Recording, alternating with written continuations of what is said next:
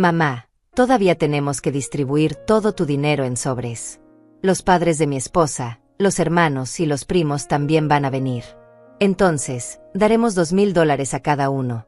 Mi hijo comentó casualmente aquella tarde de martes, mientras yo preparaba la cena y organizaba la mesa como había hecho miles de veces antes en mi vida. Prometí cuidar de todo, como siempre lo hago. Pero mientras escuchaba sus palabras, algo dentro de mí se quebró de una manera silenciosa que nadie más pudo notar. Y entonces llegó el día de la cena, y mi nuera Lorena abrió su sobre primero y salió gritando cuando vio que... Pero aún no puedo contar esa parte de la historia. Primero necesito explicar cómo llegamos hasta ahí, cómo una mujer de 70 años que trabajó toda su vida puede terminar siendo tratada como si su dinero, su esfuerzo y su dignidad fueran propiedad de otros. Hay decisiones que una toma en la vida pensando que son temporales, pequeños sacrificios que harás por los tuyos hasta que las cosas mejoren. Y luego pasa el tiempo y te das cuenta de que esos sacrificios se convirtieron en tu identidad completa, en lo único que los demás esperan de ti. Me llamo Olga Gómez, tengo 70 años, y durante mucho tiempo creí que mi propósito era estar disponible para mi familia, siempre lista, siempre dispuesta, siempre dando. Pero hay un momento en la vida de toda mujer en el que miras alrededor de tu propia casa y te preguntas si todavía eres dueña de algo, o si todo lo que construiste ahora pertenece a quienes decidieron que así debía ser. Mi casa huele a café recién hecho todas las mañanas. Es un aroma que me gusta mantener porque me recuerda los días en que mi esposo Roberto todavía estaba vivo y desayunábamos juntos antes de que él saliera a trabajar en la construcción. Eso fue hace 12 años. 12 años desde que me quedé sola en esta casa de 3 habitaciones que compramos con tanto esfuerzo, ladrillo por ladrillo, pago tras pago. Ahora la casa está pagada, es completamente mía, y pensé que eso significaba tranquilidad.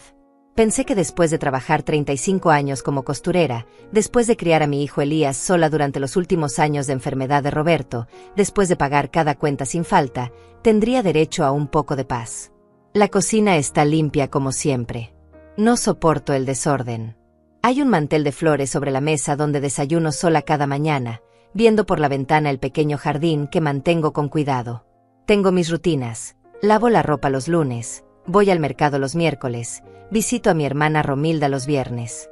Son rutinas simples, pero son mías. O al menos lo eran hasta hace algunos meses, cuando Elías se casó con Lorena y todo comenzó a cambiar de maneras que al principio no quise ver. Elías llegó esa tarde de martes sin avisar, como hace últimamente.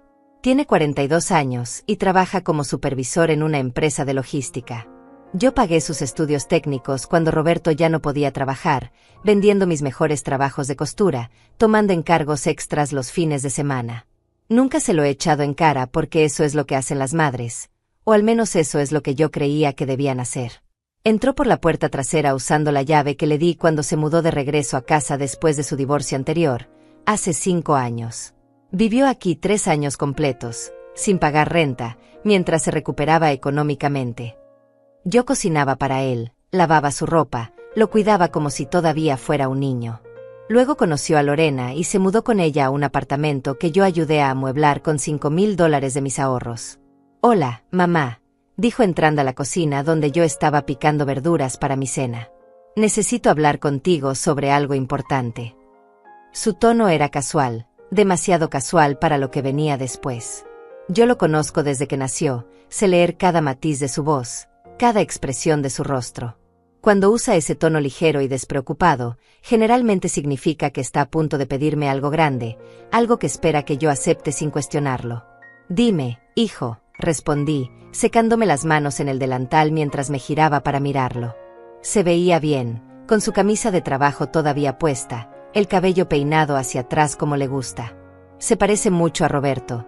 Tiene los mismos ojos oscuros y la misma sonrisa que su padre usaba cuando quería convencerme de algo. Lorena y yo estamos organizando una cena familiar grande para fin de año, comenzó, apoyándose contra el marco de la puerta con esa postura relajada que me hizo sentir inmediatamente incómoda. Queremos hacerlo aquí, en tu casa, porque el apartamento es muy pequeño y, bueno, tu casa es más familiar, más acogedora. Asentí, esperando. No era inusual que me pidiera la casa prestada para reuniones. Ya lo había hecho antes, y yo siempre decía que sí porque me gustaba la idea de que mi hogar se llenara de vida, de voces, de familia. Van a venir los padres de Lorena, sus 2 hermanos con sus esposas, y algunos primos cercanos, continuó. Somos como 20 personas en total. Lorena está muy emocionada porque será la primera vez que las 2 familias se reúnen así, como una sola. Me parece bien, dije, volviendo a mis verduras. Puedo preparar algo de comida, si quieres.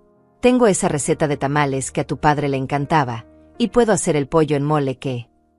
No, mamá, no se trata de eso, me interrumpió, y algo en su voz me hizo detenerme.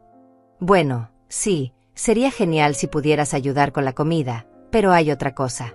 Lorena y yo queremos hacer algo especial para su familia. Ellos han sido muy buenos con nosotros, muy generosos, y queremos demostrarles nuestro agradecimiento. Me giré para mirarlo de nuevo, y esta vez vi algo en sus ojos que no me gustó. Era esa mirada que tenía cuando era adolescente y había hecho algo que sabía que yo no aprobaría, esa mezcla de desafío y culpa anticipada. Pensamos en darles sobres con dinero como regalo, dijo finalmente. Es una tradición bonita, ¿no? Darle a cada familia un sobre con algo de dinero para que empiecen el año nuevo con buena fortuna. Eso suena lindo, dije cautelosamente. ¿Cuánto están pensando dar? Y entonces vino la frase que cambiaría todo, pronunciada con esa misma casualidad terrible que hace que las peores cosas suenen razonables. $2,000 a cada familia, dijo como si estuviera hablando del clima. Los padres de Lorena, cada uno de sus hermanos, y los primos más cercanos. Son como 10 sobres en total.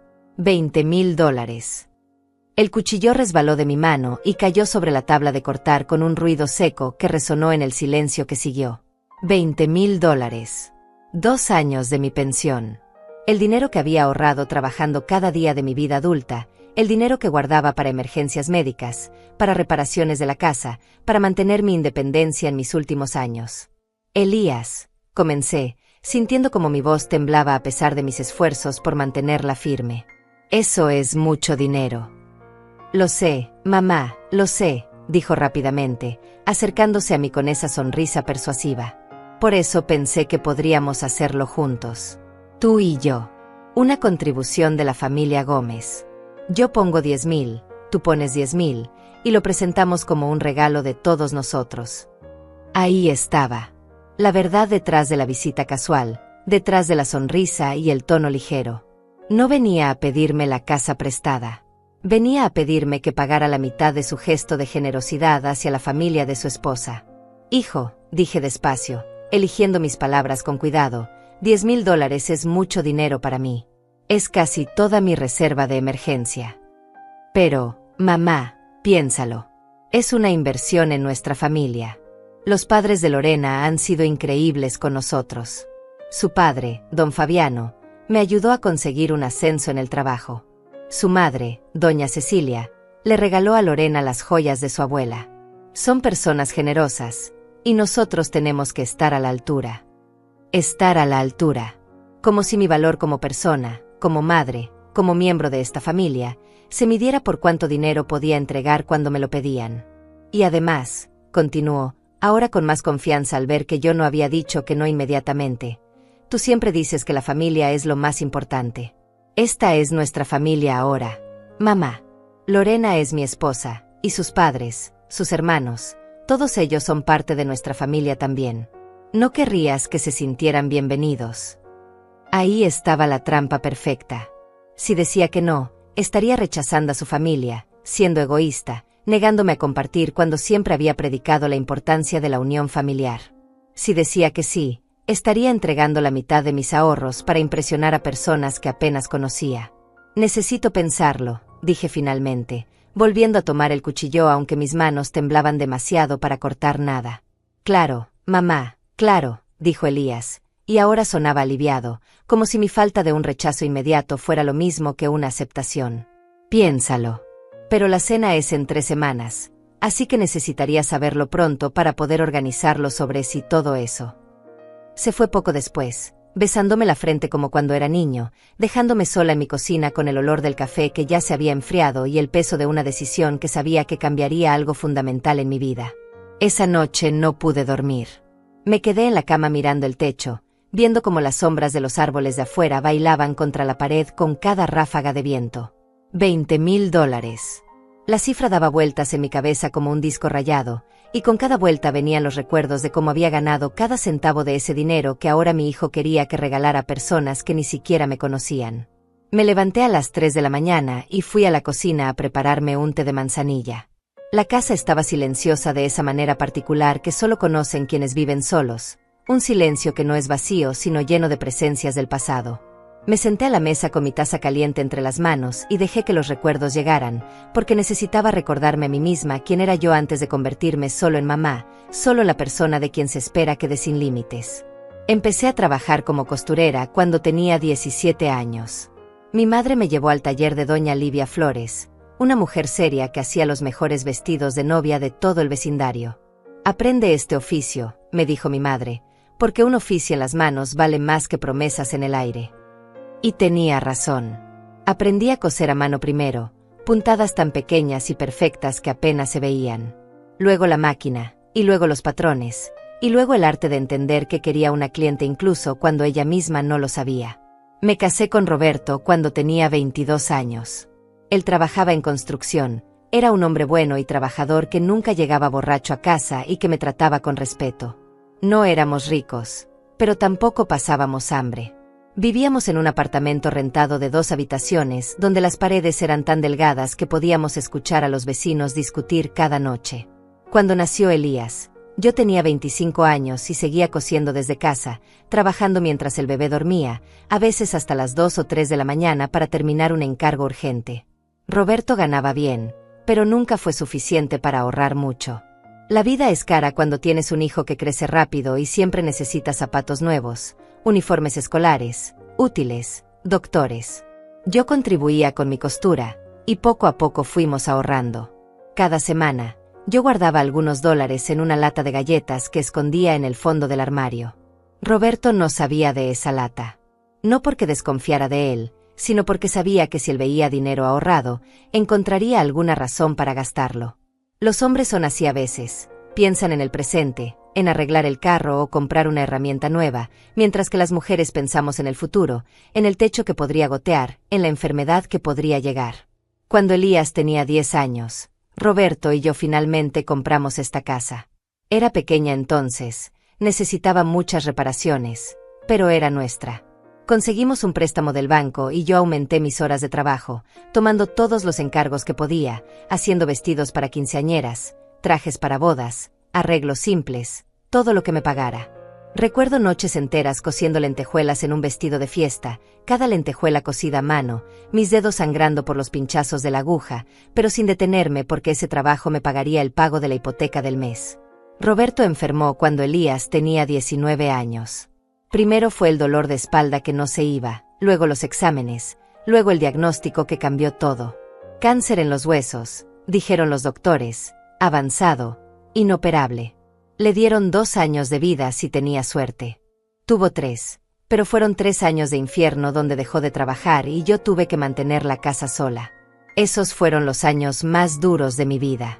Roberto en cama, necesitando medicinas caras que el seguro no cubría completamente.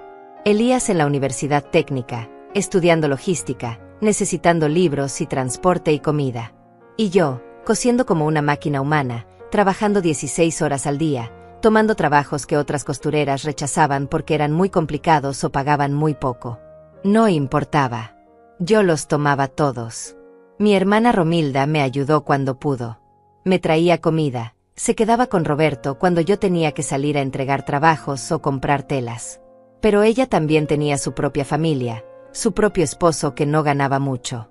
No podía pedirle dinero, no habría sido justo. Así que me las arreglé sola, pagando cada cuenta, cada medicina, cada cuota de la universidad de Elías con el dinero que ganaba con estas manos que ahora, a los 70 años, tienen las articulaciones hinchadas y me duelen cuando va a llover. Roberto murió en casa, en nuestra cama, con Elías y conmigo a su lado. Sus últimas palabras fueron para mí: Olga, perdóname por no dejarte más. Lloré por él, pero también sentí un alivio terrible que me llenó de culpa. Alivio porque ya no tendría que ver su dolor, porque ya no tendría que pagar medicinas que solo alargaban su agonía, porque finalmente podría descansar un poco. Pero no descansé. Elías todavía estaba en la universidad, a punto de graduarse. Seguí trabajando, Seguí cosiendo, seguí pagando. Cuando se graduó, pensé que finalmente las cosas mejorarían, que él conseguiría un trabajo y yo podría reducir mis horas, quizás incluso jubilarme eventualmente. Y sí, consiguió trabajo, pero el sueldo inicial era bajo y él tenía deudas de tarjetas de crédito que había acumulado durante la universidad. «Mamá, ¿puedo quedarme aquí unos meses mientras junto dinero para mi propio lugar?», me preguntó. Y yo dije que sí, por supuesto que sí. ¿Qué madre diría que no? Los meses se convirtieron en un año, luego 2. Él pagaba algo de renta, pero no mucho, y yo seguía cocinando para él, lavando su ropa, cuidándolo como cuando era niño. Luego se casó la primera vez, con una muchacha llamada Sandra que duró 3 años antes de dejarlo porque, según ella, Elías nunca había aprendido a ser independiente, siempre esperaba que alguien más resolviera sus problemas. Volvió a mi casa después del divorcio, deprimido, sin dinero porque había gastado todo en abogados. Vivió conmigo otros 3 años. Durante todo ese tiempo, yo seguí trabajando, aunque ya tenía más de 60 años y mis manos me dolían cada vez más. Finalmente, a los 65, me jubilé.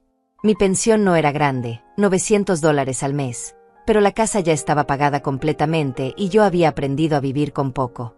Tenía ahorros también, $30,000 que había guardado en el banco a lo largo de los años, dinero que planeaba usar para mi vejez, para cualquier emergencia médica, para mantener mi independencia y no ser una carga para nadie. Elías se mudó finalmente cuando conoció a Lorena hace 2 años. Ella era divorciada también, sin hijos, y trabajaba como asistente administrativa en una oficina de contabilidad. Parecía una mujer práctica y ordenada cuando la conocí la primera vez. Me trató con respeto, me llamaba Doña Olga y me traía flores cuando venía a visitar. Pensé que sería buena para mi hijo, que lo ayudaría a madurar finalmente. Se casaron hace 6 meses en una ceremonia pequeña. Yo pagué el vestido de novia porque Lorena mencionó casualmente que su familia no tenía mucho dinero y que siempre había soñado con un vestido elegante. $3,000 costó ese vestido. También ayudé con el depósito del apartamento donde viven ahora, $5,000 que Elías me prometió devolver pero que sé que nunca veré de vuelta. Y ahora estaba aquí, en mi cocina a las 3 de la mañana, con una taza de té frío en las manos, pensando en cómo mi hijo me pedía $10,000 más para impresionar a la familia de su esposa. 1/3 de todos mis ahorros. Dinero que me había costado décadas de trabajo, de noches sin dormir, de dedos sangrando, de espalda adolorida. La luz del amanecer empezaba a filtrarse por la ventana cuando finalmente entendí algo que había estado negando durante mucho tiempo. Mi hijo no me veía como una persona con sus propias necesidades, sus propios sueños, su propio derecho a vivir tranquila después de una vida de sacrificios. Me veía como un recurso, como alguien que siempre estaría ahí para dar lo que él necesitara, cuando lo necesitara, sin cuestionamiento. Y lo peor de todo era que yo había enseñado eso. Yo le había enseñado que mamá siempre dice que sí, que mamá siempre encuentra la manera, que mamá nunca se queja ni pone límites. Había criado a un hombre que esperaba que las mujeres en su vida existieran para servirlo, primero yo, ahora Lorena, aunque algo me decía que Lorena no era del tipo que servía, sino del tipo que se servía de otros. Los días siguientes a la visita de Elías transcurrieron con una lentitud extraña, como si el tiempo mismo se hubiera vuelto más pesado. Yo seguía con mis rutinas, lavando ropa, limpiando la casa, yendo al mercado, pero todo me parecía diferente ahora, como si estuviera viendo mi propia vida desde afuera, observando a una mujer de 70 años que había construido su mundo con tanto cuidado y que ahora veía como otros intentaban decidir qué hacer con él. Elías me llamaba cada 2 días preguntando si ya había pensado en nuestra conversación. Nunca decía directamente el dinero, como si evitar las palabras hiciera la petición menos pesada. ¿Ya lo pensaste, mamá?, decía con esa voz alegre que usaba cuando quería algo. Lorena está muy emocionada con la cena, dice que será perfecto tener a las 2 familias juntas, una verdadera unión. Yo le respondía que todavía estaba considerándolo, que necesitaba revisar mis finanzas, y él decía claro, tómate tu tiempo, pero su tono dejaba claro que esperaba que ese tiempo terminara con un sí. Nunca se le ocurría que la respuesta pudiera ser no. ¿Por qué habría de ocurrírsele? Yo nunca le había dicho que no a nada importante en toda su vida. El miércoles siguiente, cuando fui al mercado, me encontré con mi hermana Romilda en el puesto de verduras. Ella tiene 68 años, 2 menos que yo, pero se ve más joven porque su vida ha sido más fácil. Su esposo Mauro todavía vive y tiene una buena pensión de su trabajo como funcionario público. Tienen 3 hijos, todos independientes y exitosos, ninguno viviendo de los padres. Olga, me dijo al verme, abrazándome con ese afecto genuino que solo tienen las hermanas que se quieren de verdad. Te ves cansada. ¿Está todo bien? Íbamos a tomar café en la pequeña cafetería cerca del mercado, como hacíamos a veces después de comprar. Nos sentamos en nuestra mesa usual junto a la ventana, y yo pedí mi café negro mientras Romilda pedía el suyo con leche y 2 cucharadas de azúcar, como siempre. Es Elías, dije finalmente, sin poder contenerme más. Necesitaba hablar con alguien, y Romilda era la única persona en el mundo en quien confiaba completamente. Le conté todo. La petición de los $20,000, los sobres para la familia de Lorena, la manera casual en que Elías lo había presentado como si fuera algo natural y esperado. Romilda me escuchó en silencio, su taza de café olvidada entre sus manos, sus ojos oscureciéndose con cada palabra que yo decía. $10,000, repitió cuando terminé. Olga, eso es casi todo lo que tienes ahorrado después de pagar el vestido de novia y el apartamento. Lo sé, dije, sintiendo como las lágrimas amenazaban con salir pero negándome a llorar en público. Lo sé, Romilda. Pero él dice que es una inversión en la familia, que los padres de Lorena han sido generosos con ellos. ¿Generosos? La voz de Romilda subió un poco, atrayendo miradas de otras mesas. Bajó el tono, pero la intensidad permaneció. ¿Qué han dado ellos que valga $10,000 de tu dinero? ¿Te ha dado Lorena algo a ti? ¿Te han invitado sus padres a su casa alguna vez? ¿Te conocen siquiera? Tuve que admitir que no. Había visto a los padres de Lorena solo una vez, brevemente, en la boda. Don Fabiano era un hombre corpulento con voz fuerte que había pasado la mayor parte de la recepción hablando de negocios con otros invitados. Doña Cecilia era una mujer delgada con joyas llamativas que apenas me había dirigido la palabra más allá de un saludo cortés. No sabía nada de los hermanos o primos de Lorena, ni siquiera sus nombres. Entonces explícame, continuó Romilda, ¿por qué tú debes impresionar a personas que ni siquiera se han molestado en conocerte? ¿Por qué tu dinero, que ganaste con tu trabajo, debe usarse para comprar el afecto de la familia de tu nuera? Porque Elías dice que es importante para él, respondí débilmente. Dice que quiere que su familia política vea que los Gómez somos gente de valor, gente generosa. Los Gómez, repitió Romilda con amargura. Olga, tú eres los Gómez.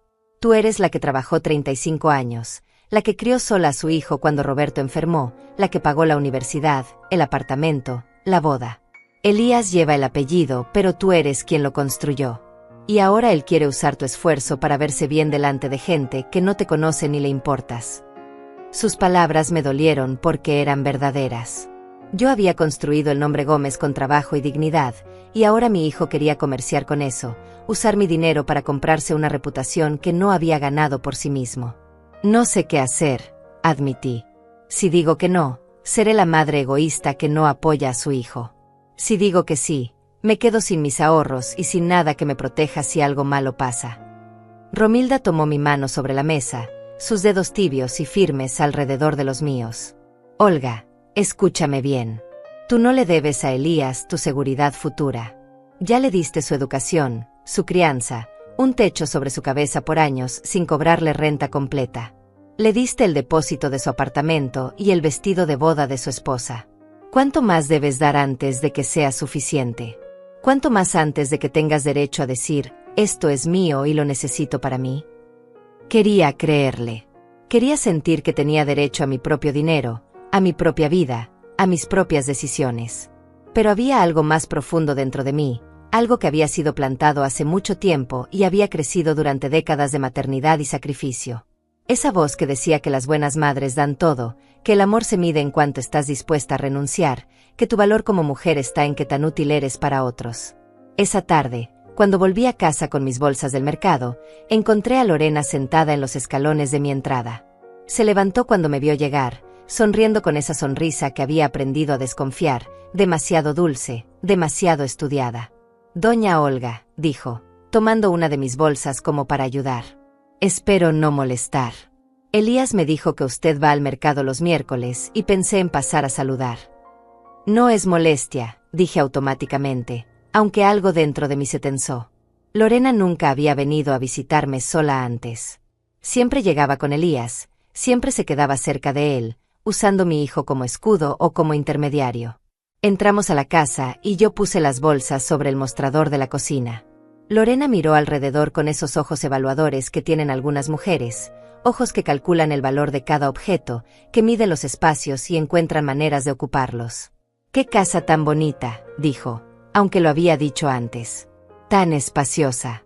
Elías me contó que usted y su esposo la compraron hace muchos años».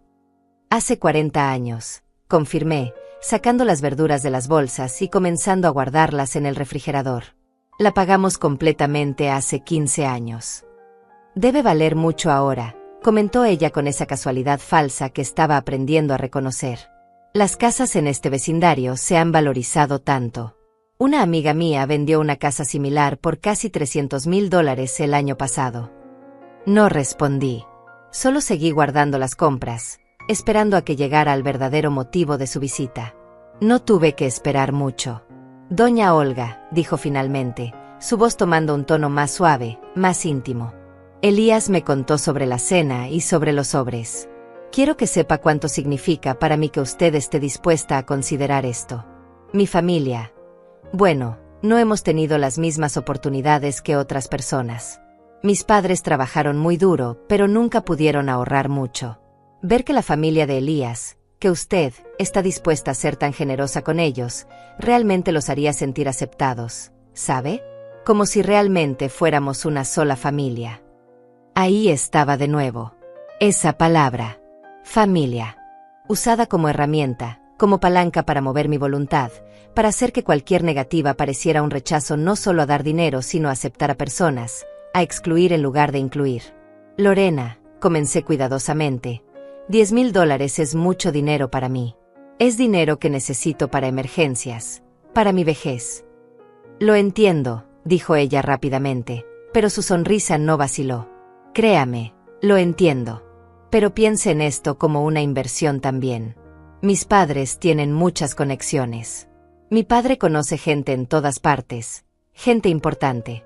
Si ellos ven que somos una familia unida, que nos apoyamos mutuamente, eso podría abrir puertas para Elías, mejores oportunidades de trabajo, mejores negocios. Es pensar a largo plazo». Entonces eso era. No se trataba de generosidad ni de unir familias. Se trataba de comprar influencia, de usar mi dinero para que Elías pudiera escalar socialmente a través de las conexiones de la familia de Lorena. Y ella lo presentaba como si me estuviera haciendo un favor, como si invertir en la red social de su familia fuera algo que me beneficiaría a mí también. «Necesito pensarlo más», dije, mi voz más fría ahora. Algo cambió en los ojos de Lorena. Solo por un segundo, vi irritación real debajo de la máscara dulce, un destello de impaciencia ante mi resistencia. Pero se recuperó rápidamente, la sonrisa volvió, ahora un poco más tensa. «Por supuesto, doña Olga. Tómese su tiempo. Solo recuerde que la cena es en 2 semanas y media, así que necesitaríamos saberlo pronto para poder organizar todo correctamente». Se fue poco después, dejándome sola en mi cocina con la sensación inquietante de que acababa de ser amenazada de la manera más educada posible. La presión aumentó durante los días siguientes de una manera que parecía coordinada, como si Elías y Lorena hubieran planeado exactamente cómo manejarme.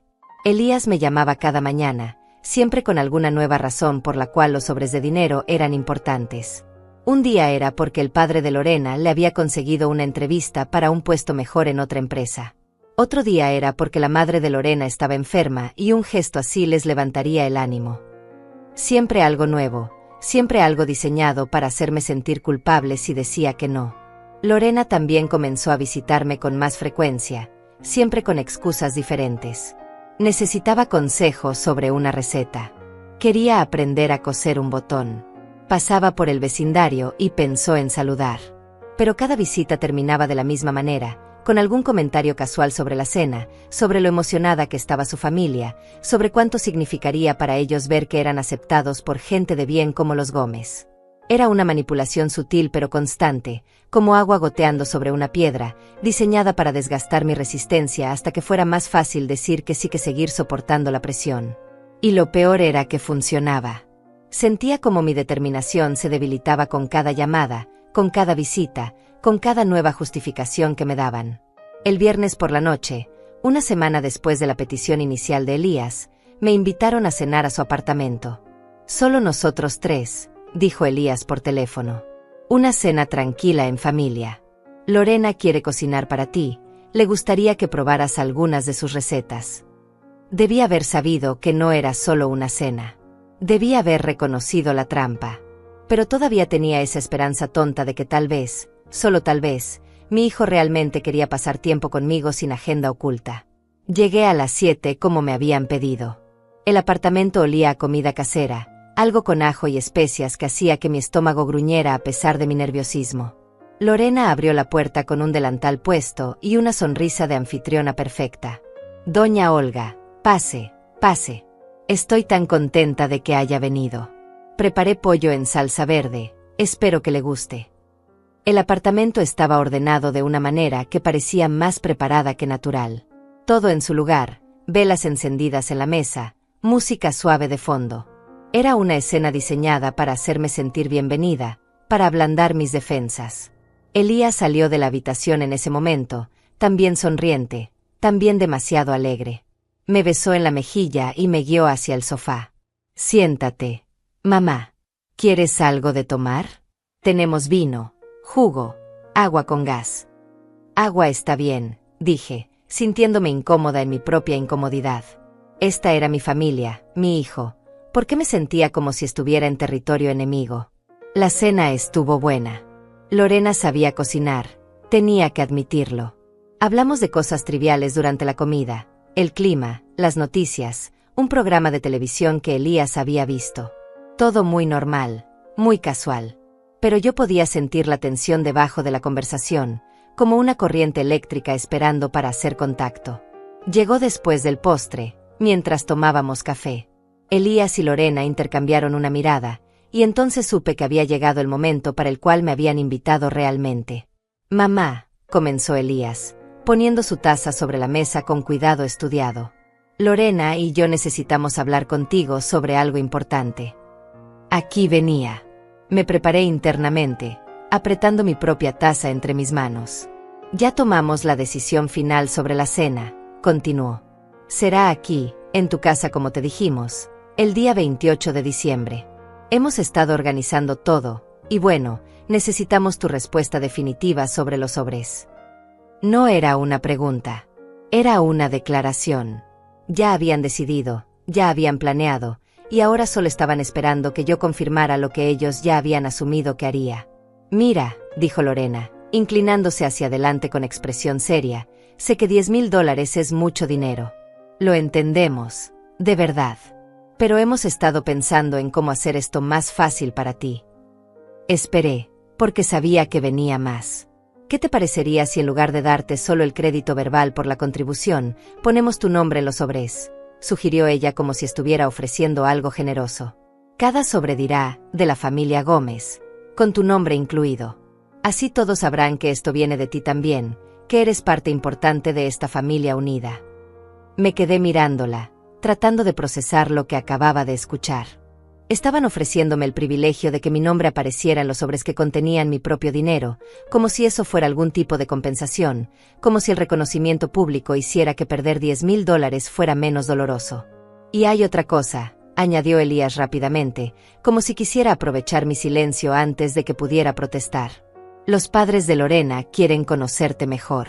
Don Fabiano específicamente me dijo que le gustaría invitarte a su casa después de las fiestas, para que puedas ver cómo vive mi nueva familia.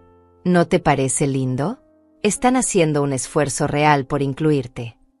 Entonces ese era el trato completo. Yo daría $10,000 de mis ahorros, mi nombre aparecería en sobres que otros abrirían, y a cambio recibiría una invitación a la casa de personas que solo me querían conocer después de que les hubiera dado dinero. Era transaccional de la manera más cruda posible, y ellos lo presentaban como si fuera un honor para mí. Necesito decirles algo, dije finalmente, mi voz saliendo más débil de lo que hubiera querido. Ese dinero es importante para mí. Es mi seguridad. ¿Qué pasa si me enfermo? ¿Qué pasa si la casa necesita reparaciones grandes? No tengo otra fuente de ingresos, además de mi pensión. Mamá. La voz de Elías tomó ese tono de paciencia exagerada que usan los adultos con niños que no entienden algo obvio. Por eso tenemos familia. Si algo te pasa, nosotros estaremos aquí para ayudarte. No vas a estar sola. Pero ahora, cuando tenemos la oportunidad de fortalecer los lazos familiares, de crear una red de apoyo más grande, necesitamos que confíes en nosotros. Necesitamos que inviertas en este futuro que estamos construyendo juntos. Invertir. Esa palabra de nuevo. Como si el amor familiar fuera una transacción financiera, como si las relaciones se compraran con sobres de dinero. Y además, agregó Lorena con voz suave pero firme, piensa en cómo se vería si no participas. Mis padres ya saben que estamos planeando darles sobres. Mis hermanos ya están emocionados. Si de repente cancelamos o reducimos los montos porque tú decidiste no contribuir, ¿qué van a pensar de ti? Van a pensar que eres una suegra tacaña que no acepta a la familia de su nuera.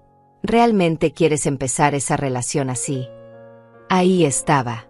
La amenaza real, finalmente dicha en voz alta. Si no daba el dinero, sería etiquetada como la villana, la suegra difícil, la mujer egoísta que se negaba a aceptar a la nueva familia. No importaba que el dinero fuera mío, que lo hubiera ganado con décadas de trabajo. No importaba que tuviera 70 años y necesitara esos ahorros para mi propia supervivencia. Si decía que no, yo sería el problema. ¿Y si doy 5,000 en lugar de 10? Intenté negociar, odiándome a mí misma por estar considerando cualquier cantidad, pero sintiendo como las paredes se cerraban alrededor de mí. Elías y Lorena intercambiaron otra mirada. Fue Lorena quien respondió, y su voz había perdido algo de la dulzura anterior. Doña Olga, 5,000 no sería suficiente para hacer el gesto que necesitamos hacer. Si vamos a darles $2,000 a cada familia, eso significa 10 sobres, $20,000 en total. Elías está poniendo 10,000 de sus ahorros, dinero que necesita para otras cosas, pero lo está haciendo porque entiende lo importante que es esto. Lo mínimo que necesitamos de tu parte es una contribución igual. Sería injusto pedirle a Elías que cargue con más cuando tú tienes los recursos para ayudar. Me estaba diciendo que sería injusto para mi hijo que yo no diera tanto dinero como él, ignorando completamente que yo tenía 70 años y él 42, que yo estaba jubilada con ingresos fijos y él tenía un salario constante, que yo había pagado por su educación, su boda y su apartamento mientras que él no había contribuido a ninguno de mis gastos en años. Necesito pensarlo, dije de nuevo, y esta vez mi voz sonó cansada incluso para mis propios oídos. La cena es en 2 semanas, dijo Elías, ahora con un tono más serio. Ya enviamos las invitaciones. Ya le dijimos a la familia de Lorena que habrá sobres. No podemos echarnos para atrás ahora. Mamá. Sería humillante. Humillante para ellos. No para mí, que tendría que vaciar mis ahorros. Para ellos, que quedarían mal delante de gente que apenas conocían. Me fui de ese apartamento media hora después, rechazando la oferta de Elías de llevarme a casa, diciendo que prefería caminar un poco, que necesitaba aire fresco. La verdad era que necesitaba estar sola, lejos de sus ojos expectantes, lejos de la presión constante que me hacía sentir como si estuviera siendo estrujada en un tornillo que se apretaba cada vez más. Caminé por las calles de mi vecindario mientras la noche se volvía más fría. Pasé por casas donde las luces estaban encendidas y podía ver siluetas de familias cenando juntas, riendo, viviendo vidas que parecían más simples que la mía. Y me pregunté cuándo exactamente había perdido el control de mi propia vida, cuándo había dejado de ser Olga Gómez, la mujer que había construido una vida digna con sus propias manos, para convertirme en simplemente un recurso que otros podían extraer cuando lo necesitaran. Llegué a mi casa esa noche con algo roto dentro de mí. No era solo tristeza o enojo, era algo más profundo, más fundamental. Era el momento en que finalmente vi con claridad absoluta lo que había estado negando durante meses, quizás durante años. Mi hijo no me veía como su madre, como una persona con valor propio. Me veía como una fuente de recursos, y ahora que había encontrado una mujer que pensaba igual, los dos juntos habían decidido que era momento de extraer todo lo que pudieran mientras yo todavía tuviera algo que dar. Me senté en mi cocina sin siquiera encender las luces, dejando que la oscuridad me envolviera. La casa estaba silenciosa, pero mi mente era un torbellino de pensamientos que chocaban unos contra otros. Podía escuchar la voz de mi madre en mi cabeza, diciéndome las palabras que me había repetido toda mi vida: una madre siempre cuida a sus hijos, Olga. No importa que tan grandes sean, siempre serán tus bebés y tú siempre estarás ahí para ellos. Pero mi madre nunca tuvo que enfrentarse a esto. Mi madre tuvo 5 hijos y todos la cuidaron cuando envejeció, todos contribuyeron para su bienestar, todos la trataron con respeto y gratitud hasta el día de su muerte. Ella nunca tuvo que preguntarse si sus hijos la amaban por quien era o por lo que podía darles. Esa noche no dormí nada. Me quedé despierta viendo cómo las horas pasaban en el reloj de la cocina, viendo cómo la oscuridad lentamente se convertía en el gris del amanecer. Y en esas horas silenciosas, tomé una decisión. No sería la decisión que Elías esperaba. No sería la decisión que Lorena quería. Pero sería mi decisión, hecha por mí y para mí, por primera vez en mucho tiempo. A las 8 de la mañana llamé a mi hermana Romilda. Su esposo contestó el teléfono, adormilado, y me pasó con ella después de que le expliqué que era urgente. Olga, ¿qué pasó? La voz de Romilda sonaba preocupada. ¿Estás bien?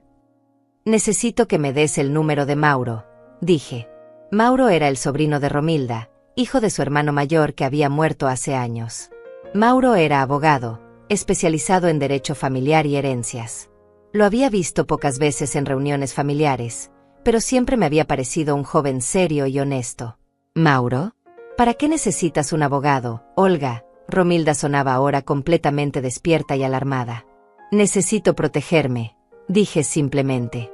Necesito asegurarme de que lo que es mío permanezca mío, y necesito entender exactamente cuáles son mis derechos. Hubo un silencio en la línea, y luego Romilda dijo con voz firme, te doy su número ahora mismo. Y Olga, haces bien. Ya era hora de que te defendieras.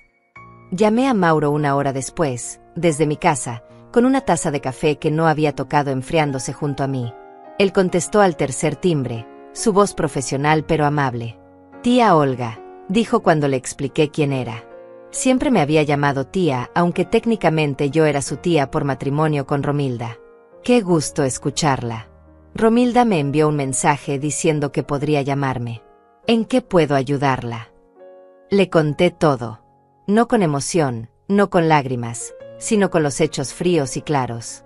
Los $10,000 que querían que diera. El historial de dinero que ya había prestado y regalado. El vestido de novia. El apartamento.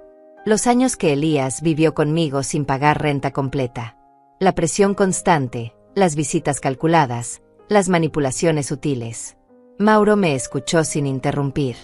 Cuando terminé, hubo un silencio largo antes de que hablara. Tía Olga, dijo finalmente, y su voz tenía un tono que no había escuchado antes, algo entre compasión y enojo contenido. Lo que me está describiendo es abuso financiero. No en el sentido criminal necesariamente, pero sí en el sentido ético y familiar.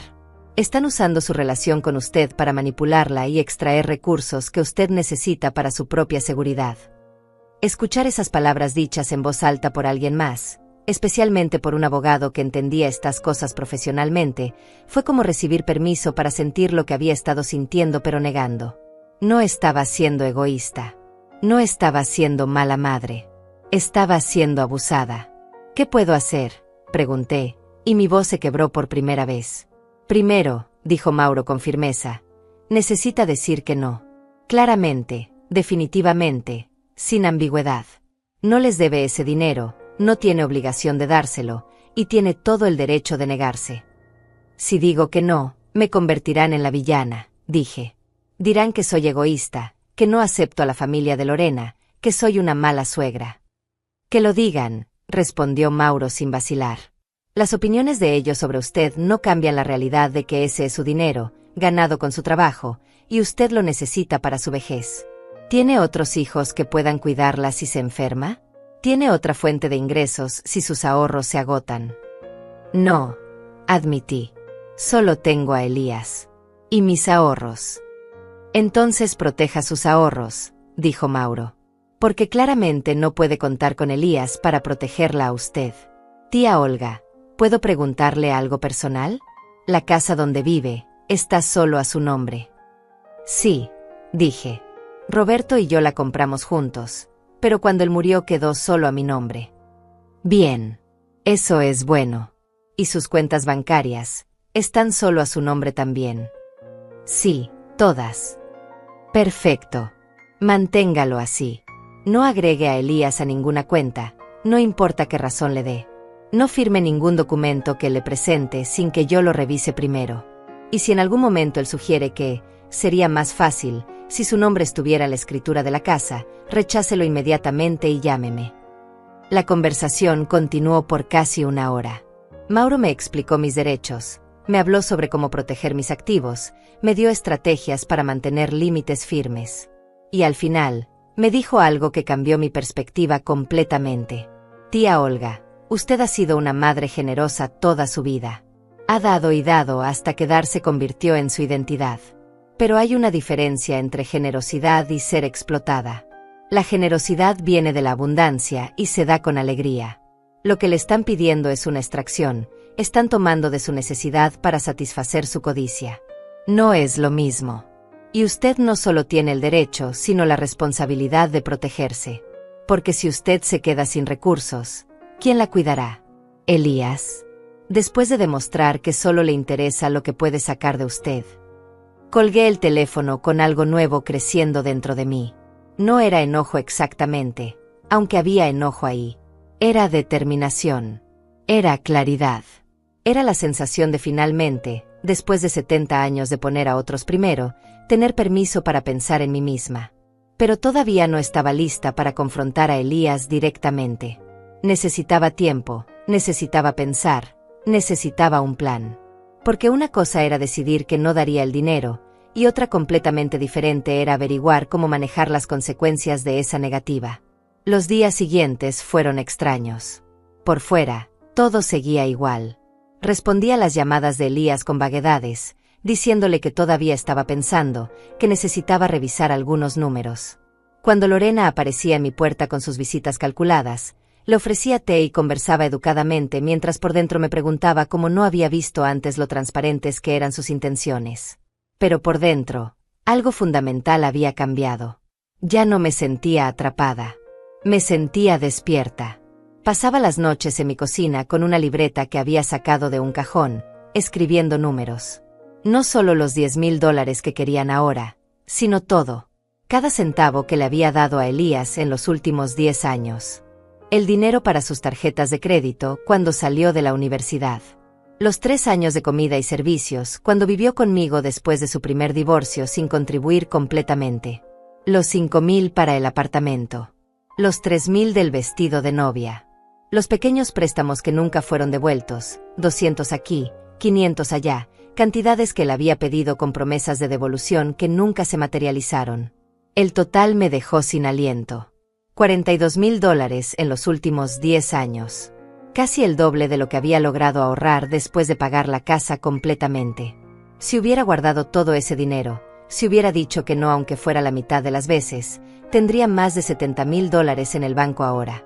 Sería una mujer de 70 años con verdadera seguridad financiera, no una mujer rogando a su hijo que no la dejara sin nada. Una semana antes de la cena planeada, Elías llegó a mi casa sin avisar, como había hecho aquella primera tarde.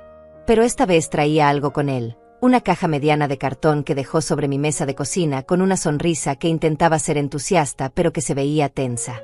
«Mamá, mira lo que conseguí», dijo, abriendo la caja. Adentro había sobres, docenas de ellos, de color rojo brillante con diseños dorados de buena fortuna. «Son para la cena. Lorena los escogió. ¿No son hermosos? Cada familia recibirá su sobre en uno de estos». Me quedé mirando los sobres, estos recipientes vacíos esperando ser llenados con mi dinero, con mi seguridad, con mi futuro. Y algo dentro de mí que había estado doblándose bajo la presión finalmente se endureció. «Elías», dije, y mi voz salió más firme de lo que había sonado en semanas. «Necesito que te sientes.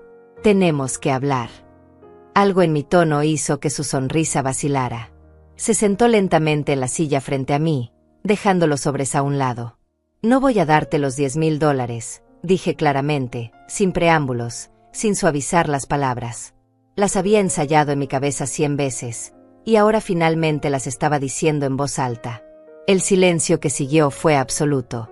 Elías me miraba como si le hubiera hablado en otro idioma, como si las palabras no tuvieran sentido para él.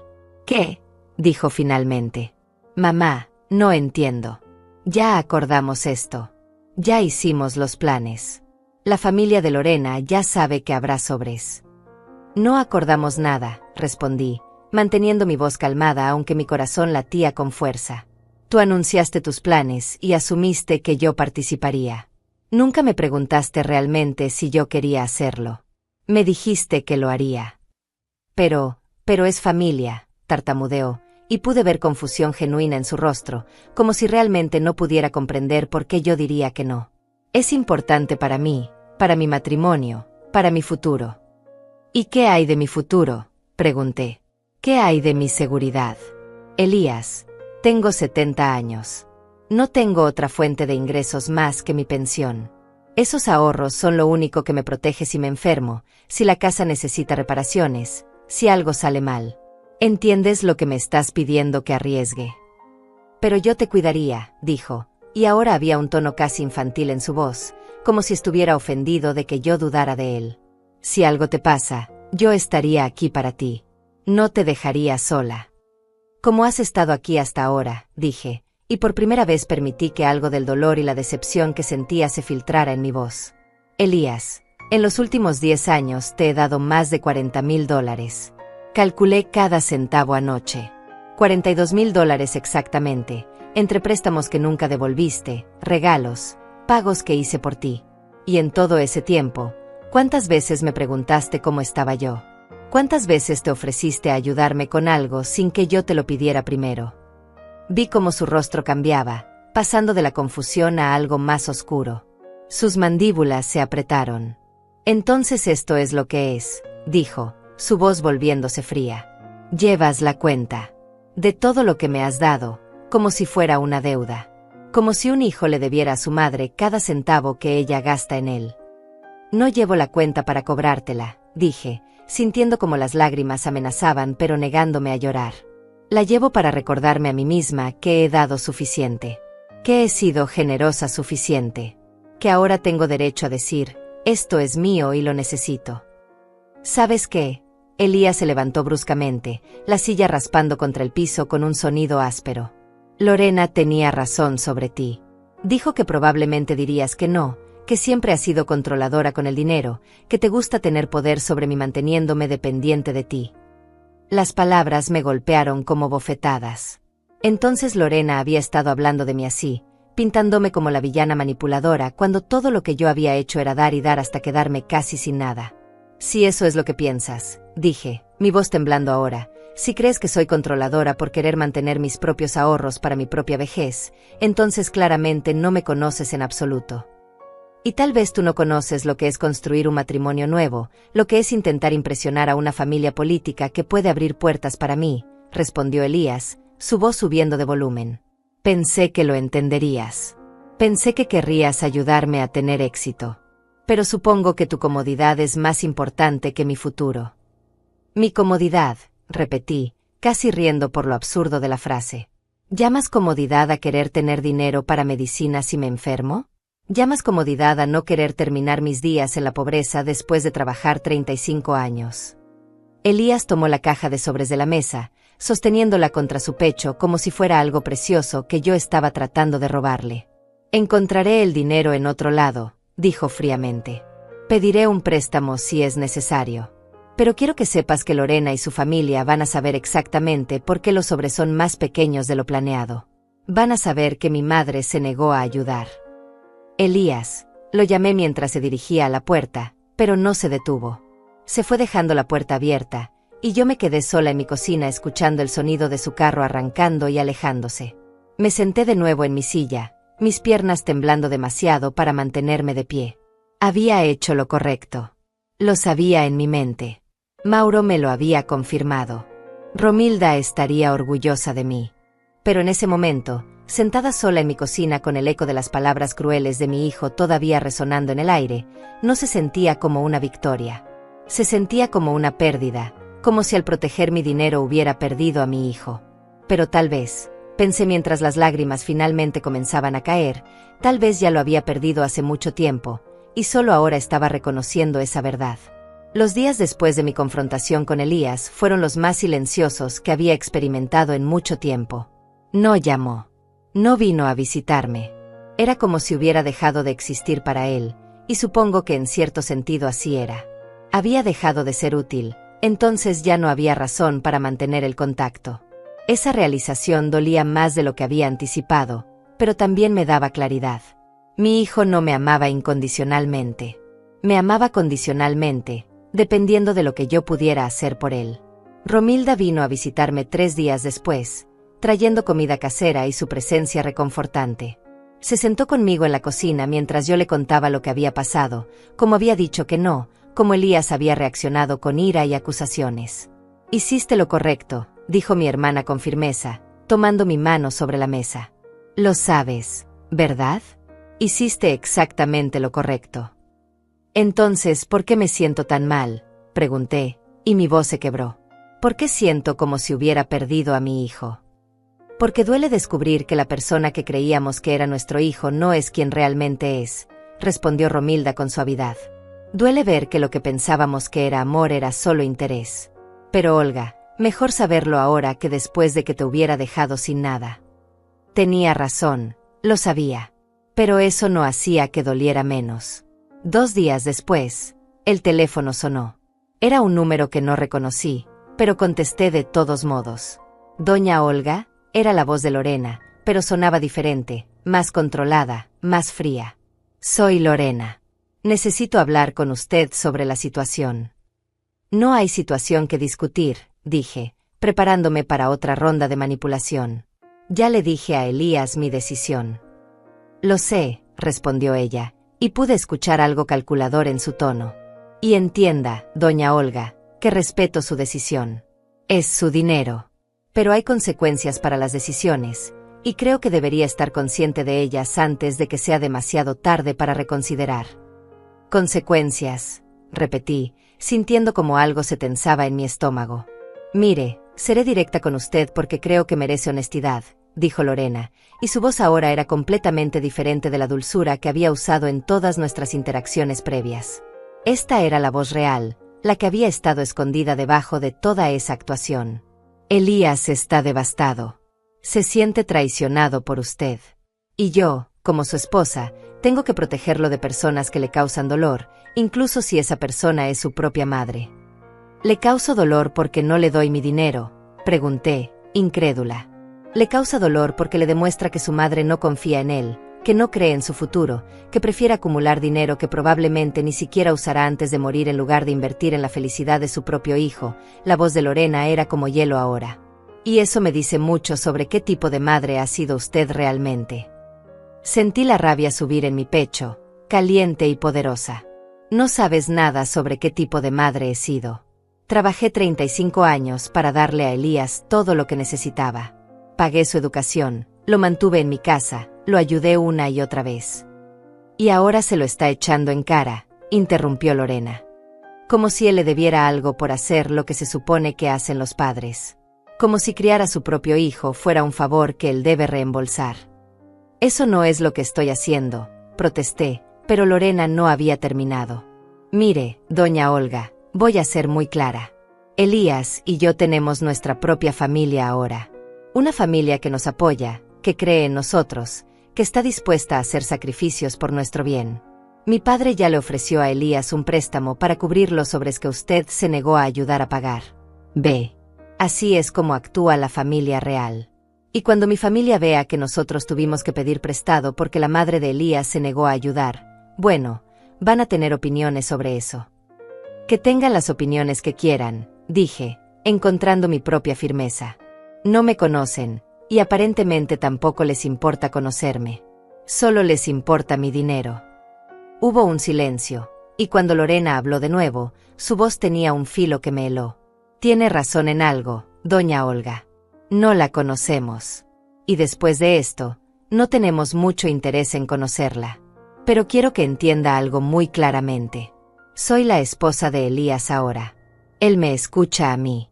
Y si tengo que elegir entre mantener una relación con una suegra difícil que causa problemas o proteger a mi esposo de estrés innecesario, bueno, la elección es obvia». «¿Me estás amenazando?», pregunté directamente. «Estoy siendo honesta», respondió Lorena. «Después de esta cena, Después de que mi familia vea el esfuerzo que hicimos incluso sin su ayuda, Elías y yo vamos a reevaluar muchas cosas, incluyendo cuánto tiempo y energía queremos invertir en relaciones que no son mutuamente beneficiosas. Si usted quiere seguir siendo parte de la vida de Elías, tal vez debería pensar en que está dispuesta a contribuir a esa relación. Y entonces colgó, dejándome sosteniendo el teléfono con la mano temblando de rabia e incredulidad. Esa noche, llamé a Mauro nuevamente. Le conté sobre la llamada, sobre las amenazas veladas de Lorena, sobre cómo me sentía simultáneamente furiosa y asustada. Tía Olga, dijo Mauro después de escucharme, lo que acaba de describir es manipulación en su forma más pura. Están intentando hacerla sentir culpable y asustada para que ceda. Pero aquí está la verdad. Si la única manera de mantener una relación con su hijo es pagando por ella, entonces no es una relación real. Es extorsión emocional. Pero ¿y si realmente me corta de su vida?, pregunté, sintiendo el miedo real detrás de esa posibilidad. ¿Y si nunca vuelvo a verlo? Entonces al menos sabrá la verdad, respondió Mauro gentilmente. Y podrá vivir el resto de su vida con dignidad y recursos, en lugar de empobrecida y todavía sin el amor genuino de un hijo que claramente solo la valora por lo que puede darle. Tía Olga, a veces la pérdida de algo que pensábamos que teníamos es en realidad la liberación de una ilusión que nos estaba haciendo daño. Sus palabras resonaron en mí durante días. Y lentamente, algo comenzó a cambiar en mi interior. La tristeza seguía ahí, el dolor de reconocer quién era realmente mi hijo seguía presente. Pero junto con eso crecía algo más. Enojo. Enojo real y justificado. ¿Quiénes eran ellos para tratarme así? ¿Quién era Lorena para hablarme como si yo fuera un obstáculo en lugar de la mujer que había hecho posible que su esposo tuviera educación, estabilidad, oportunidades? ¿Quién era Elías para olvidar todo lo que yo había hecho, para reducirme a nada más que una fuente de dinero que había dejado de fluir? Recordé las palabras de mi madre: un oficio en las manos vale más que promesas en el aire. Y pensé en cómo había vivido mi vida con esa filosofía, trabajando con mis propias manos, construyendo mi seguridad con esfuerzo real, no con manipulación ni engaños. Había criado a mi hijo para que fuera trabajador, honesto, respetuoso. ¿En qué momento había fallado tan completamente que él se había convertido en esto? O tal vez no había fallado. Tal vez había hecho lo mejor que pude, y las elecciones de Elías como adulto, las personas con las que decidió rodearse, eran responsabilidad suya, no mía. 3 días antes de la cena planeada, tomé una decisión. No iba a quedarme sentada esperando a ser castigada por haber dicho que no. No iba a dejar que Lorena y Elías controlaran la narrativa, pintándome como la villana egoísta frente a su familia. Llamé a Mauro una vez más. Necesito tu ayuda con algo, le dije. Necesito documentar todo. Cada préstamo, cada regalo, cada pago que hice. Y necesito que esté en un formato oficial, algo que no pueda negar o distorsionar. Puedo hacer eso, respondió Mauro inmediatamente. ¿Para qué lo necesita? Porque si van a juzgarme, si van a contarle a su familia que soy una madre terrible porque me negué a darles dinero, entonces quiero que sepan exactamente cuánto ya he dado. Quiero que vean los números reales. Y quiero que esa información venga de alguien con credibilidad, no solo de una vieja amargada defendiéndose. Me gusta cómo piensa, dijo Mauro, y pude escuchar la sonrisa en su voz. Venga a mi oficina mañana. Traiga todos sus registros bancarios, recibos, cualquier cosa que tenga. Vamos a preparar un documento que muestre exactamente qué tipo de madre ha sido usted. Y créame, tía Olga, los números van a hablar más fuerte que cualquier acusación que ellos puedan hacer. Esa noche dormí mejor de lo que había dormido en semanas. Porque finalmente tenía un plan. No era un plan de venganza, era un plan de verdad. Y la verdad, cuando se presenta con claridad y dignidad, tiene un poder que ninguna manipulación puede igualar. Pasé todo el día siguiente en la oficina de Mauro, un espacio pequeño pero profesional en el segundo piso de un edificio del centro. Había traído conmigo una caja llena de documentos que había guardado durante años sin saber realmente por qué.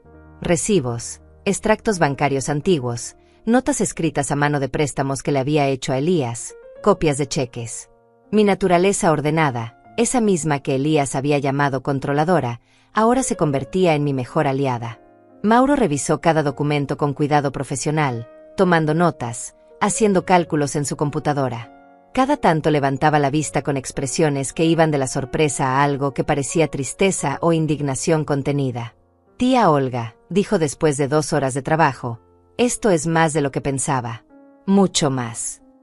Me mostró la pantalla de su computadora donde había creado una tabla.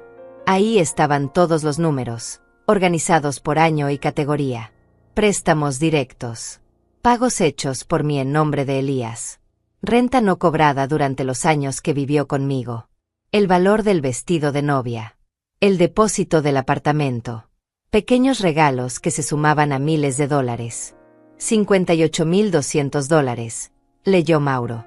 Ese es el total de apoyo financiero documentado que usted le ha dado a Elías en los últimos 12 años.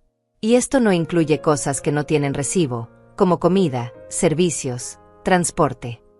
Me quedé mirando el número. Casi $60,000.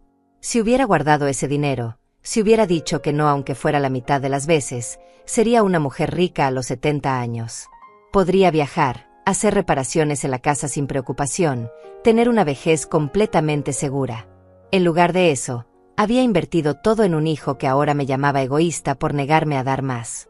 Voy a preparar un documento oficial, dijo Mauro. Un resumen financiero detallado con todas las transacciones documentadas. Y voy a escribir una carta que lo acompañe, en papel membretado de mi oficina, explicando que esto fue preparado a solicitud suya como registro de sus contribuciones financieras a su hijo adulto. No es un documento legal en el sentido de deuda exigible, porque usted nunca puso esas condiciones. Pero es un registro factual que nadie puede disputar. ¿Y luego qué hago con eso?, pregunté. Eso depende de usted, respondió Mauro. Puede guardarlo para su propio registro. Puede enviárselo a Elías privadamente. O puede usarlo si ellos continúan con su narrativa de que usted es una madre egoísta. La verdad es un arma poderosa, tía Olga, pero solo usted puede decidir cuándo y cómo usarla. 2 días antes de la cena, recibí una llamada de Elías. Fue breve, fría, completamente transaccional. La cena sigue siendo en tu casa, dijo sin preámbulos, sin saludo. Ya pagué todo, los sobres están listos. Lorena y yo llegaremos temprano para preparar. No necesitas hacer nada, solo mantente fuera del camino. Elías, intenté decir, pero él continuó como si yo no hubiera hablado. La familia de Lorena va a llegar a las 7. Les diremos que tú estuviste ocupada y por eso no pudiste participar en la preparación. No es necesario que menciones nada sobre el dinero o tu negativa a ayudar. ¿Entendido? No entendido, dije, encontrando mi voz. Esta es mi casa, Elías. Si van a hacer una cena aquí, necesito saber exactamente qué está pasando. Y no voy a ser tratada como una extraña en mi propio hogar. Hubo un silencio tenso. Luego Elías suspiró, un sonido de exasperación profunda. Bien. La cena es a las 7. Habrá 20 personas. Lorena y yo cocinaremos. Los sobres se entregarán después de la cena. Cada familia recibirá $1,500 en lugar de $2,000 porque tuve que pedir prestado a un interés alto y no pude conseguir el monto completo. Cuando la familia de Lorena pregunte por qué es menos, les diremos la verdad. Que mi madre se negó a ayudar. Elías, no puedes hacer eso en mi propia casa, protesté.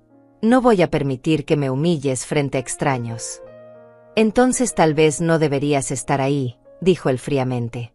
Puedes ir a casa de tía Romilda esa noche. O quedarte en tu habitación. No me importa.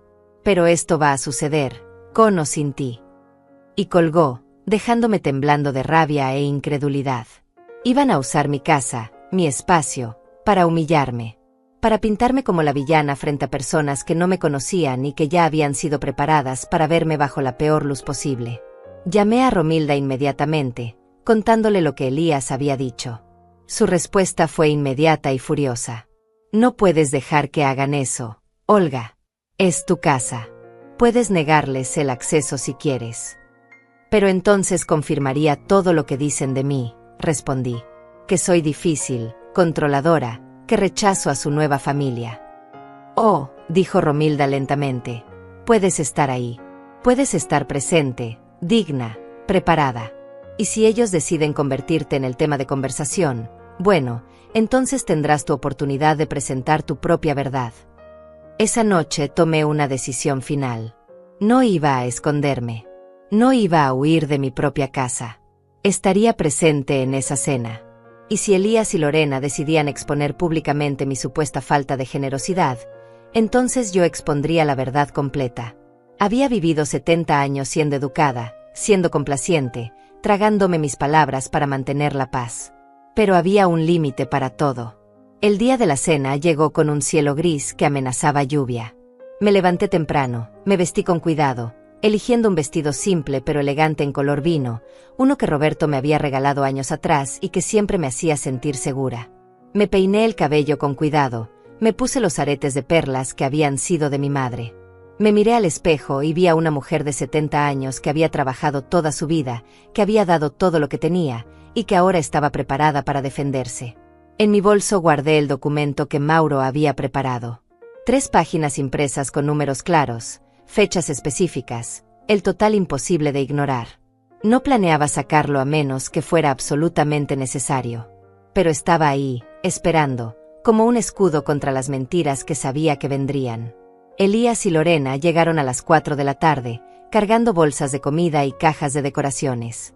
Entraron sin tocar, usando la llave que Elías todavía tenía.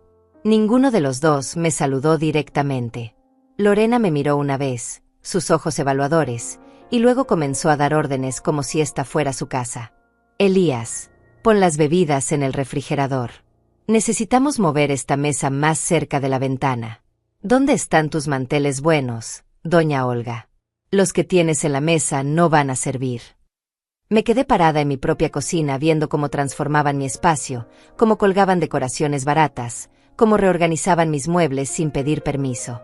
Y permanecí en silencio, observando, esperando. A las 6:30, comencé a escuchar voces afuera. La familia de Lorena estaba llegando. Los vi a través de la ventana mientras salían de sus carros, un grupo de personas bien vestidas, riendo, hablando fuerte. Don Fabiano era fácil de identificar, alto y corpulento con una voz que llegaba hasta adentro. Doña Cecilia llevaba más joyas de las que yo había visto en mi vida, brillando bajo las luces de la calle. Lorena salió corriendo a recibirlos, todas sonrisas y abrazos. Elías la siguió, su brazo alrededor de su cintura, presentando la imagen perfecta de la pareja feliz. Y yo me quedé dentro, en mi propia casa, sintiéndome como una intrusa. Cuando finalmente entraron, el ruido fue abrumador. Eran más de 20 personas, todos hablando al mismo tiempo, llenando mi pequeña casa con una energía que se sentía invasiva. Lorena los guiaba, presentándolos a Elías, mostrándoles la casa como si fuera suya. Y entonces, casi como una ocurrencia tardía, Lorena me señaló donde yo estaba parada en la esquina de mi propia sala. Y ella es doña Olga, la madre de Elías, dijo con una sonrisa que no alcanzaba sus ojos. Está un poco cansada esta noche, así que va a observar más que participar.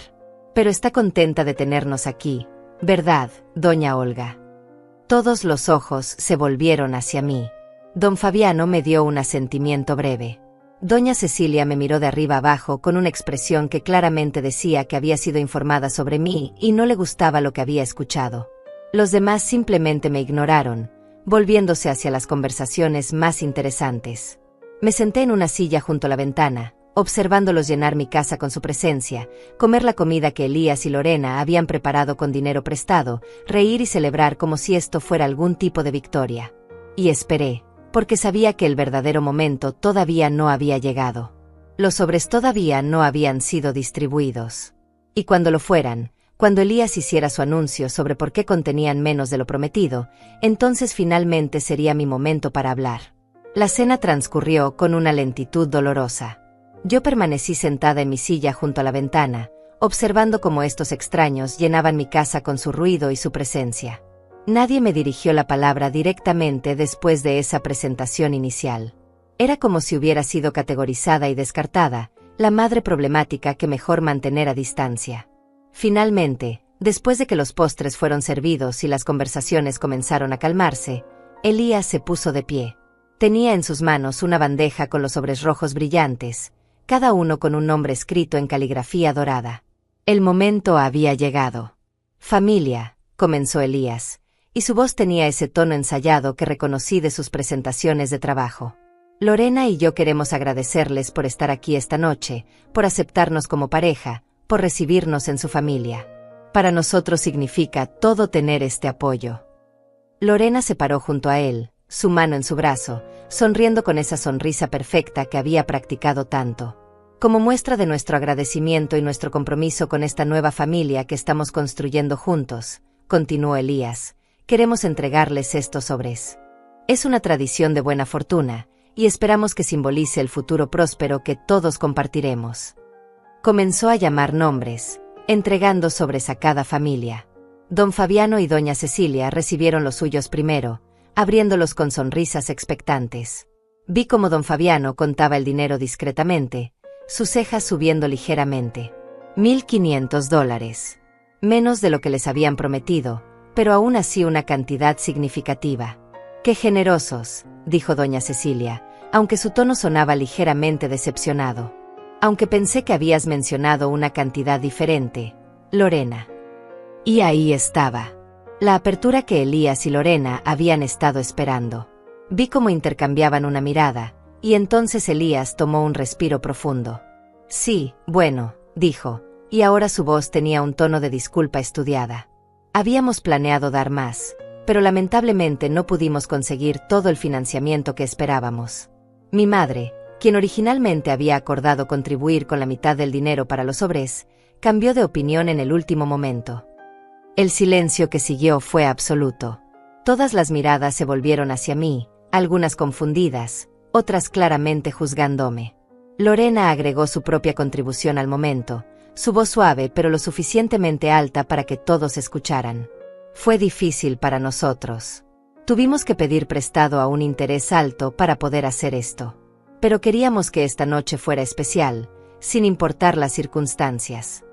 Vi cómo don Fabiano me miraba con algo entre desprecio y confusión. ¿No ayudaste a tu propio hijo con esto?, preguntó directamente, su voz de autoridad llenando la habitación.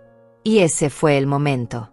El momento en que podía quedarme callada, aceptar la humillación, convertirme en la villana que ellos querían que fuera. O podía hablar. Podía defender mi verdad. Me puse de pie lentamente, sintiendo como todas las miradas se fijaban en mí. Saqué el documento de mi bolso, las 3 páginas que Mauro había preparado con tanto cuidado. Mis manos no temblaban. Mi voz, cuando finalmente hablé, era clara y firme. Tienen razón en algo, comencé. No contribuí con $10,000 para estos sobres. Y creo que todos merecen saber por qué. Caminé hacia la mesa central donde todos podían verme.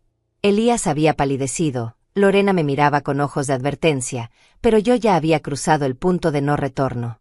Mi nombre es Olga Gómez. Tengo 70 años. Trabajé como costurera durante 35 años para construir una vida digna. Esta casa donde estamos ahora, la pagué yo completamente hace 15 años, después de la muerte de mi esposo.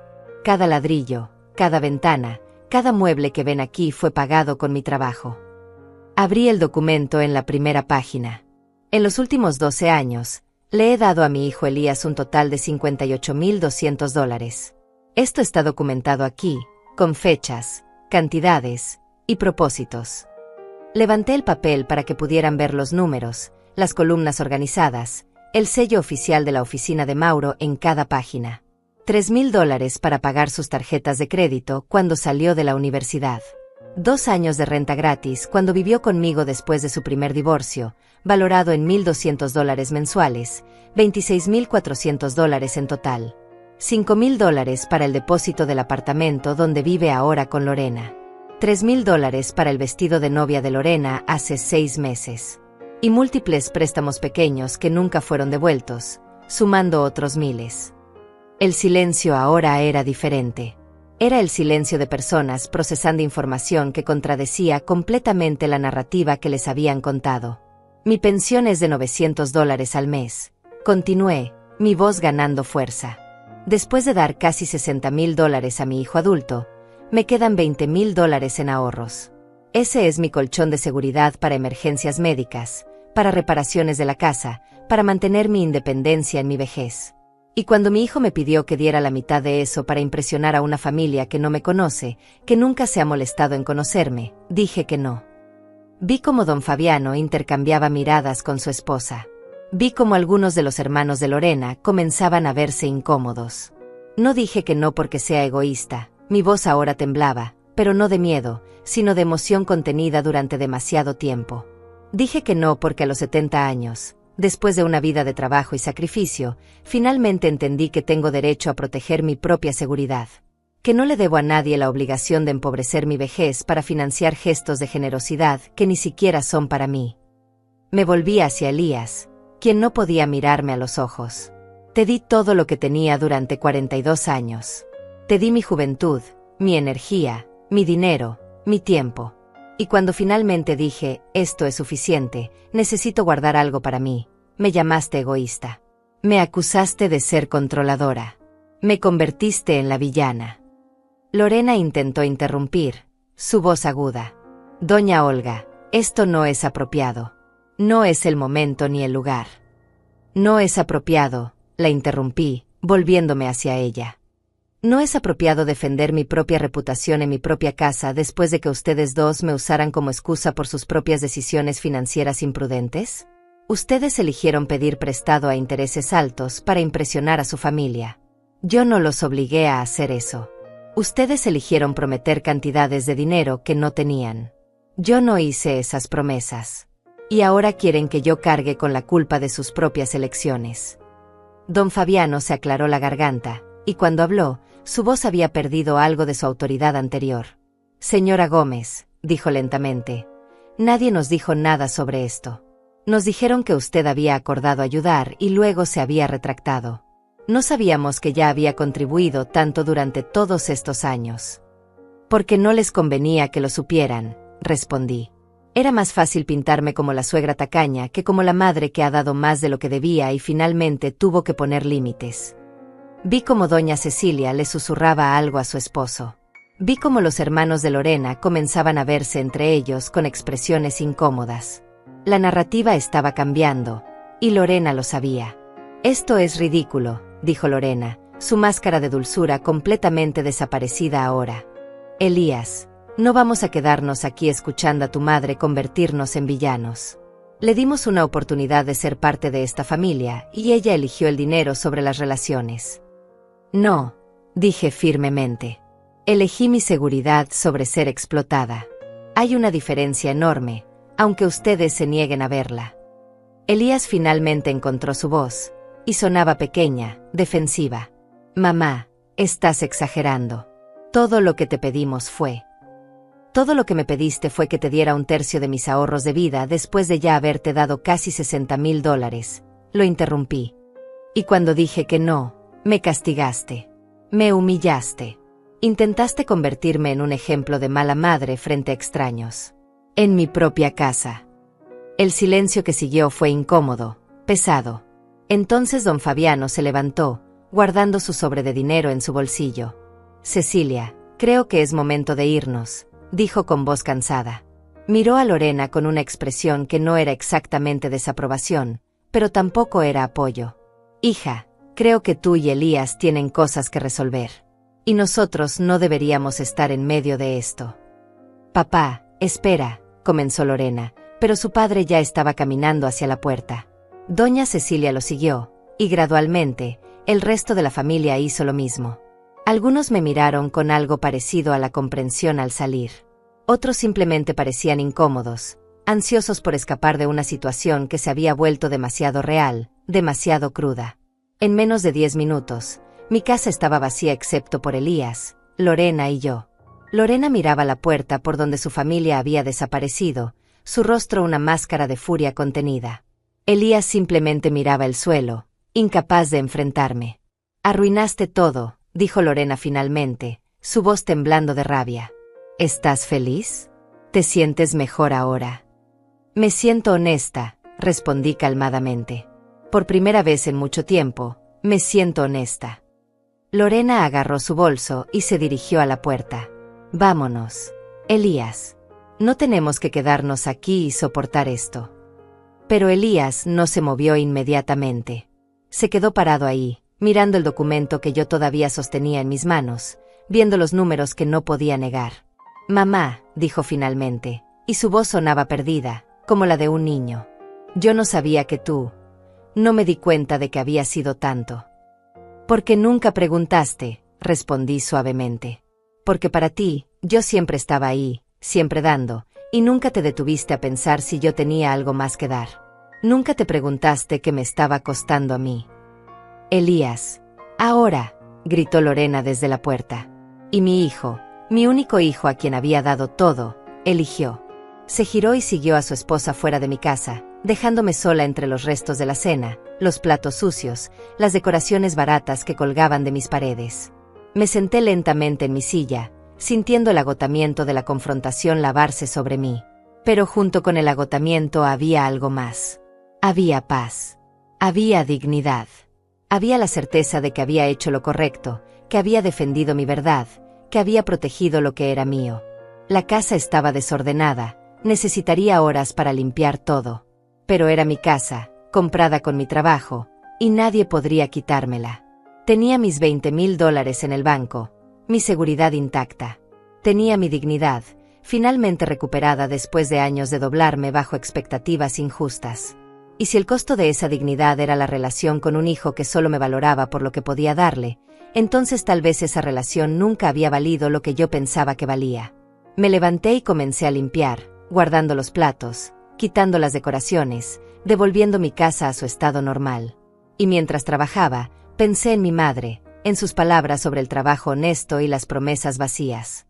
Pensé en los 35 años que pasé cosiendo, en cada puntada que había hecho con estas manos que ahora dolían con artritis. Pensé en la mujer que había sido y en la mujer que era ahora. Y por primera vez en mucho tiempo, me sentí orgullosa de mí misma. Al día siguiente, Romilda vino a visitarme. Le conté todo, cada palabra que había dicho, cada reacción. Y cuando terminé, mi hermana me abrazó con lágrimas en los ojos. «Estoy tan orgullosa de ti», susurró. «Mamá estaría orgullosa de ti». Elías no llamó durante días. Luego semanas. Y aunque dolía, aunque había momentos en que miraba el teléfono esperando, también había alivio. Porque ya no tenía que preguntarme cuándo vendría la próxima petición, la próxima expectativa, la próxima vez que tendría que elegir entre mi seguridad y su aprobación. Viví mi vida. Mantuve mis rutinas. Y cuando la gente del vecindario preguntaba por mi hijo, yo sonreía y decía que estaba ocupado con su nueva familia. No compartí los detalles, no busqué simpatía. Solo viví, con dignidad, con paz, con la certeza de que había hecho lo correcto. Y eso, finalmente, era suficiente.